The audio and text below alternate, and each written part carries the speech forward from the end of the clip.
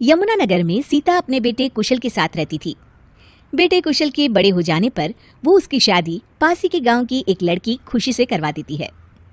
बहू, तू जैसी खूबसूरत बहू तो इस पूरी सोसाइटी में किसी की नहीं। बस अब तू इस घर की सारी जिम्मेदारी उठा ले तो मेरी चिंता खत्म। ये ले इस घर की चाबी, अब से ये तेरे हवाले। माँ जी, आप चिंता मत कीजिए, मैं इस घर का पूरा ध्यान रखूंगी। देखिएगा, आपको शिकायत करने का भी कोई मौका नहीं मिलेगा।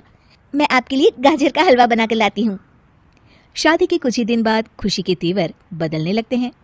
माँ जी, मैं आपसे कह देती हूँ, मैं इस घर की बहू हूँ, कोई नौकरानी नहीं जो हर समय आपकी बात मानूं।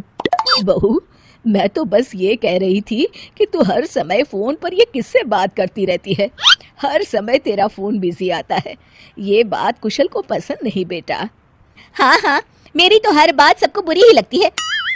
अब शादी को कई महीने बीत चुके हैं, मगर खुशी कभी भी खुश नहीं रह पाती और वो अपने पति और सास से भी हमेशा झगड़ती रहती है। असल में शादी से पहले उसका एक प्रेमी होता है, गोविंद। वो उससे आज भी छुप छुप कर मिलती है। गोविंद, मैं अपने पति और सास के साथ खुश नहीं हूँ, चलो ना हम भाग जाते हैं। तुम एक काम करो, घर से सारा कीमती सामान ले आओ, उसके बाद मौका देखकर हम भाग जाएंगे। खुशी के पति और सास उसे बहुत प्यार करते हैं, मगर खुशी फिर भी उन्हें धोखा देती है और धीरे धीरे अपने घर से कीमती सामान को चोरी करके गोविंद को देने लगती है। उसकी सास को घर से सामान चोरी होने का संदेह होने लगता है।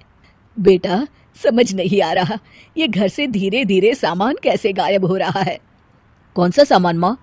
अरे वो चांदी के बर्तन जो मैंने बनवाए थे वो दिख नहीं रहे।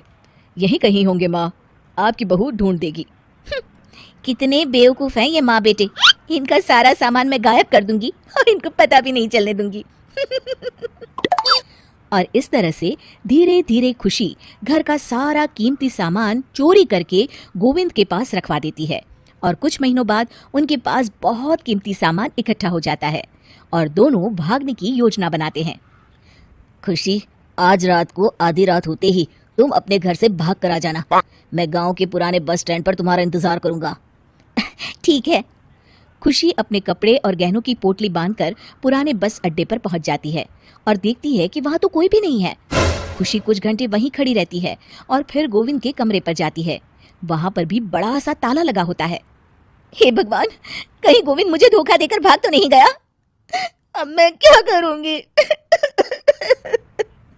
खुशी फूट फूट के रो रही होती है। तभी पीछे से उसका पति सारे गहनों की पोटली लेकर आ जाता है। आप यहाँ? हाँ, मैंने गोविंद को गांव छोड़ने से पहले पकड़ लिया था और ये सारे गहने भी उससे ले लिए। आपको सब पता था कि मैं आपको और माँ जी को धोखा दे रही थी। हाँ, मगर मुझे ये भी पता था कि गोविंद अच्छा इंसान नहीं है। अगर मैं तुमको समझाता तो तुम कभी नहीं समझ पाती, इसलिए मैं चाहता था कि तुम्हारी आंखें खुद खुले। मुझे माफ कर दीजिए। कोई बात नहीं खुशी, मगर हमेशा ये याद रखना कि तुम्हारे अपने कभी भी तुम्हें धोखा नहीं देंगे।